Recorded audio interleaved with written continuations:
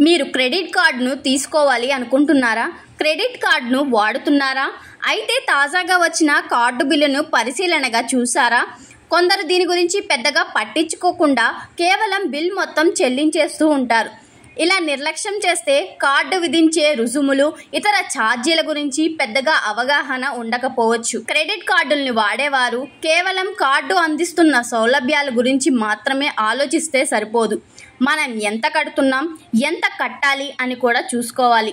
అప్పుడు మాత్రమే నష్టపోకుండా ఉండగలుగుతాం. అయితే క్రెడిట్ కార్డుకు సంబంధించి ఎలాంటి ఛార్జీలు ఉంటాయనేది మనం ఇప్పుడు చూద్దాం. చాలా కార్డులకు ఎంట్రీ ఫీజు ఉంటుంది. మొదటి ఏడాది లేదా లైఫ్ టైం ఫ్రీ అని చెప్పినప్పటికీ ఇందులో పూర్తిగా వాస్తవం ఉండదు. చాలా కార్డులు ఇప్పుడు రెన్యువల్ సమయంలో కొంత మొత్తం వసూలు చేస్తున్నాయి. ఏడాదిలో నిర్ణీత మొత్తం ఖర్చు చేసినప్పుడు మాత్రమే యాన్యువల్ ఫీజు రద్దవుతుంది.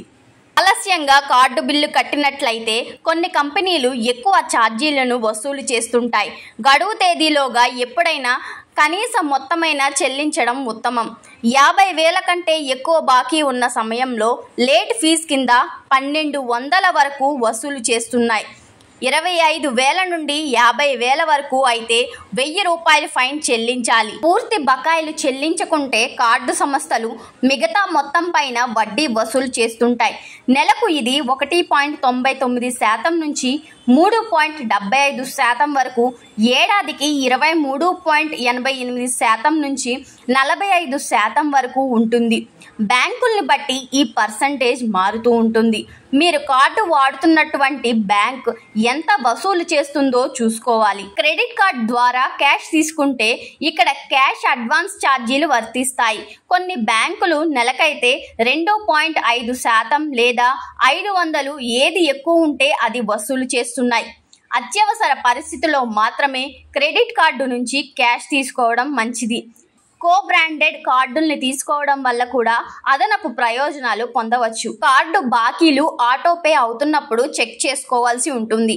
ఏదైనా కారణంతో గడువు తేదీ రోజు ఆ మొత్తం అందుబాటులో లేకుంటే కూడా 480 నుంచి 750 వరకు ఛార్జీలు పడుతున్నాయి. క్రెడిట్ కార్డును లిమిట్కు మించి వాడిన సమయాల్లో బ్యాంకులు ఓవర్ లిమిట్ ఛార్జీలు వసూలు చేస్తున్నాయి.